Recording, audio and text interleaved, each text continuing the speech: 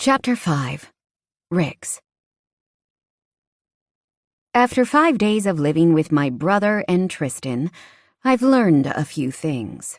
First, the media isn't blowing my brother's extremely prolific sex life out of proportion. He changes women as frequently as he changes his underwear. It's a little disappointing, if I'm honest. In high school, he dated the same girl for 2 years. They broke up when they went to different universities. By 20, Flip was playing professional hockey, and since then, he's adopted an entirely different attitude. I get that attention comes with fame, but most players calm down after a year or two. Flip seems to keep ramping up instead. I've also learned that it doesn't matter how often I clean the bathroom. Within 12 hours, his side looks like a bomb site.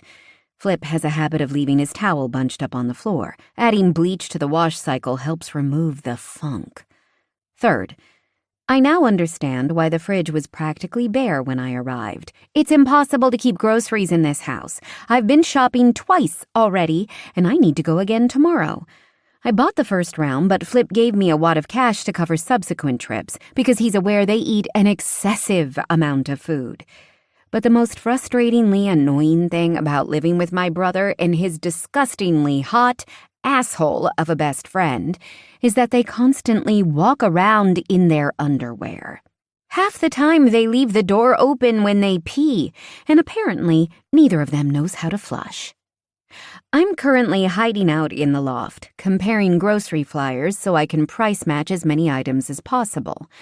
I also use an app, but sometimes there are hidden gems in the flyers. Ice cream is on sale this week.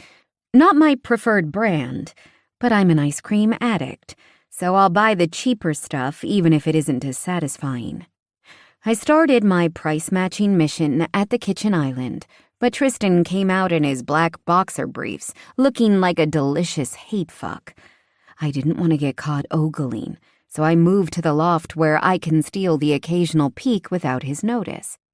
My phone pings with a new message. My chest tightens when I see Rob's name on the screen.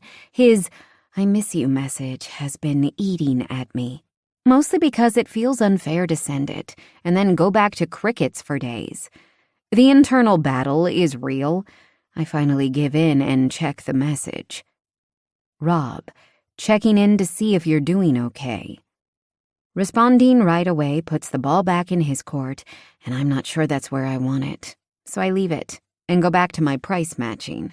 It annoyed Rob when I did this, and he refused to go shopping with me, which was fine, because I shopped with Essie anyway. As I finish combing through the last flyer, someone knocks on the door. Hookups usually come over in the evening, so I'm curious who it could be. Tristan answers the door. "Hey guys, come on in." 2 deep male voices filter up to the loft. "Where's Madden?" I shimmy to the edge of the couch for a better view.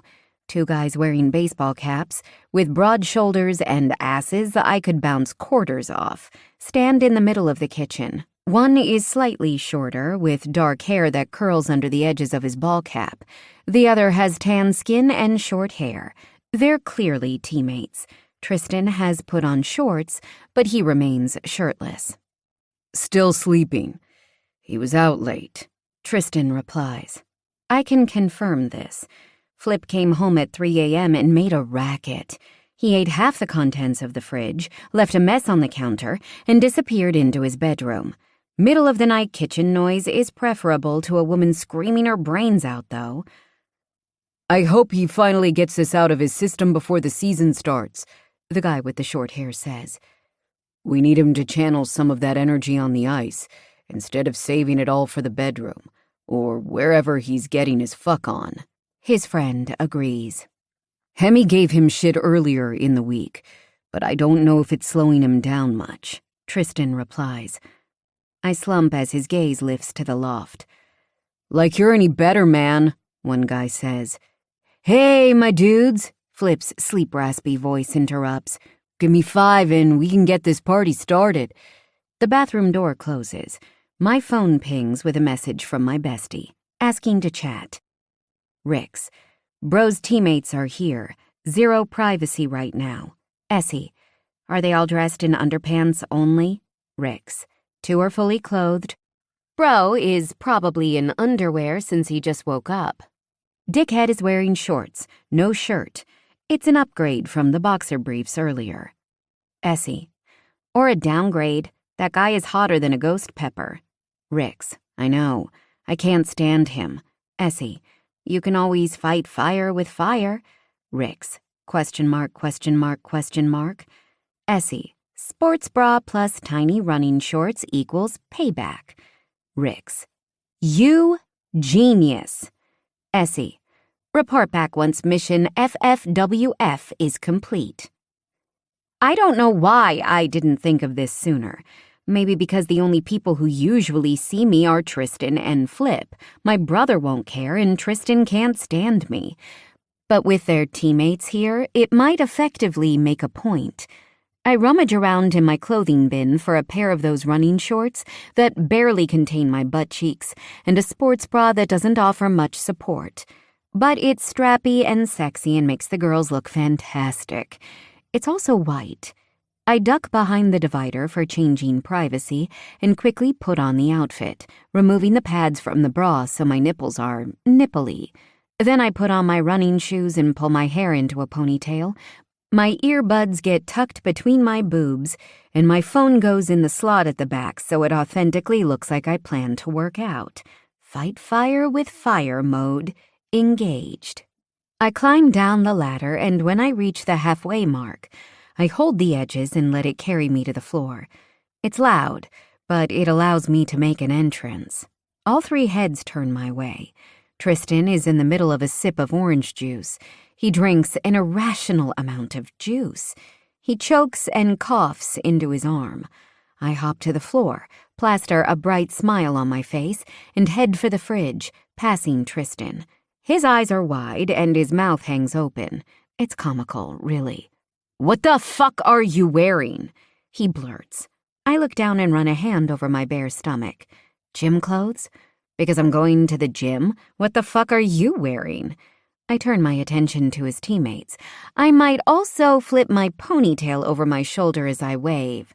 "Hi." "Hey, hi." The slightly shorter guy's eyes light up as his gaze roves over me, stopping at my chest for a beat too long. I extend a hand across the island. His gaze flicks over my shoulder to where Tristan is standing, before returning to mine. I'm Rix, Flip's sister. He slips his palm into mine. "I'm Dallas, and this is Roman." Now that I see him up close, I recognize him. "Oh yeah, you're lucky number 7, aren't you? Your scoring record is impressive." "You follow hockey?" Dallas asks. I try to catch most of Flip's games. I'm supportive, even if it's from the comfort of my couch. I turn to his friend and teammate. "And you're Roman Hammerstein, the goalie." He gives me a lopsided smile. "I am. It's nice to meet you, Rix."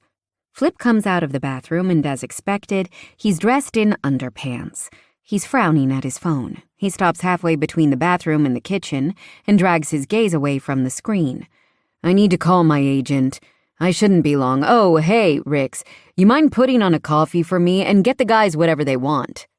He motions to his friends, his phone already at his ear as he disappears back into his sex den. "I'll handle the coffee.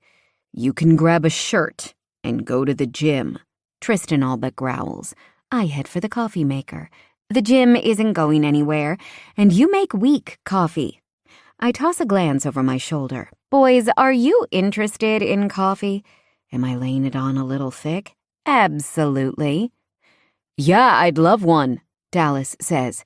"Me too," Roman seconds.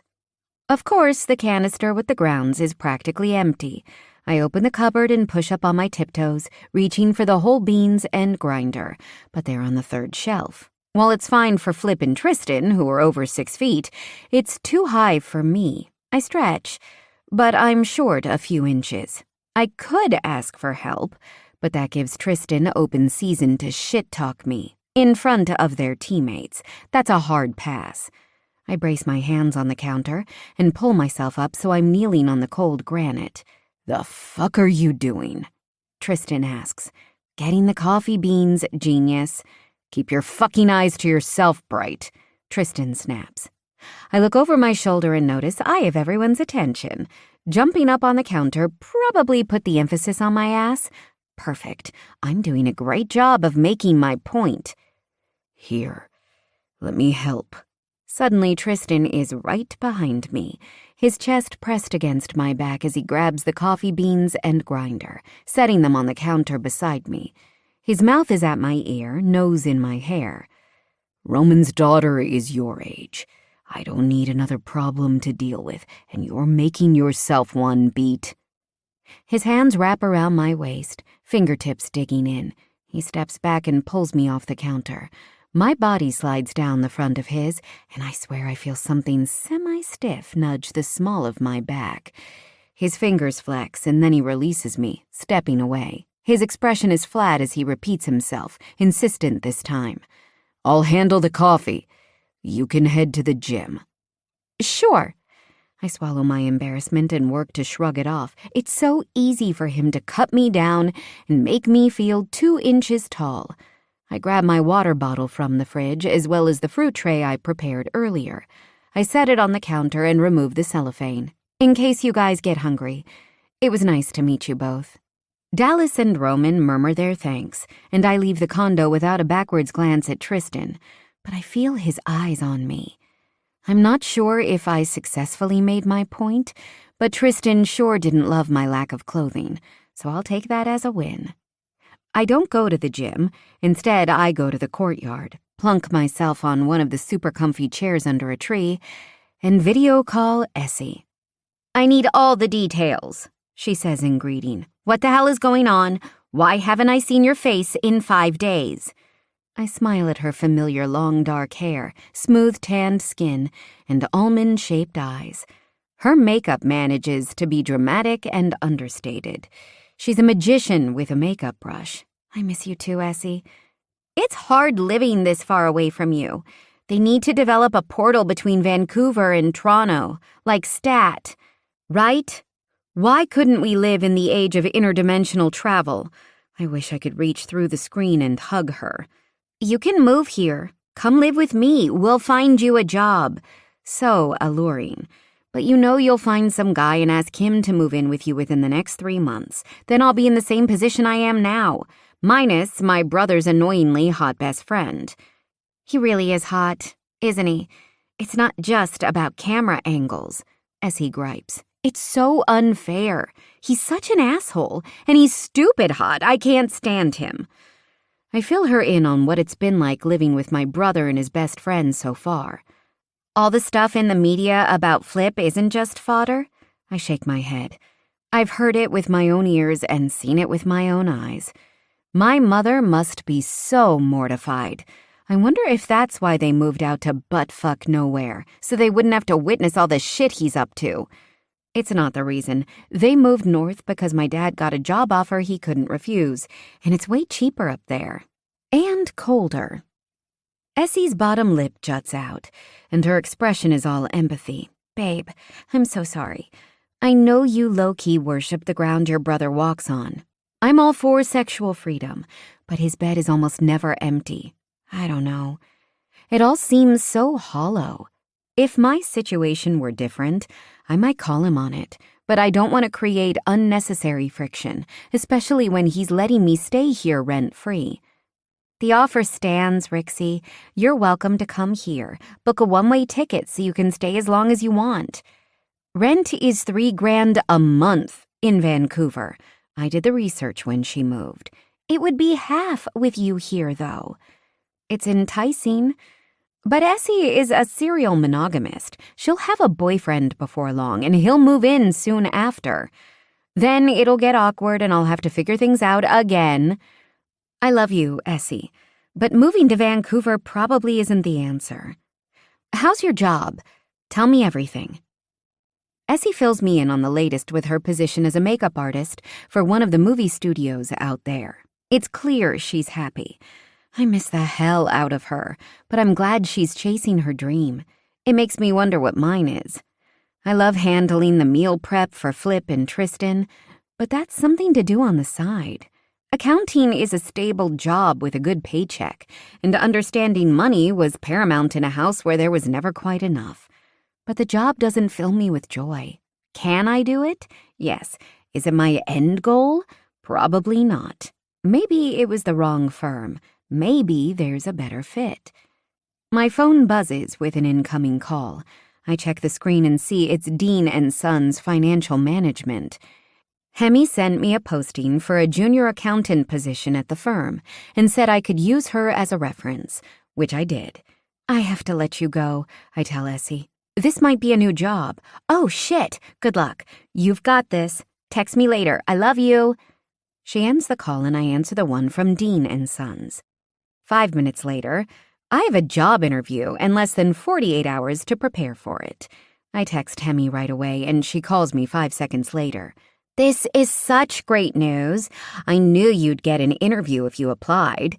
You graduated at the top of your freaking class.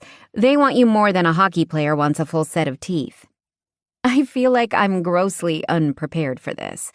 Come over to my place tomorrow morning, or I can come to you. We'll do a couple of dry runs. It's probably better if I come to you. I'll text you my address. 10 o'clock work for you? That's perfect. Thank you, Hemi, for everything. No thanks necessary. Your resume speaks for itself. I'll see you tomorrow. I end the call feeling more settled. Flip doesn't understand interview stress. He's been highly sought after since he was 16.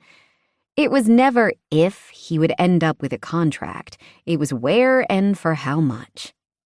Since I'm already on a phone call roll, I call my mom on the way back into the building. I've been playing down the whole job apartment situation so she doesn't worry. Hey, honey, how are you? Is everything okay? What's this about you moving in with Philip and Tristan? I just had an issue with my former roommates. It's not a big deal, and Flip is being cool about the whole thing. What about your job? I don't understand.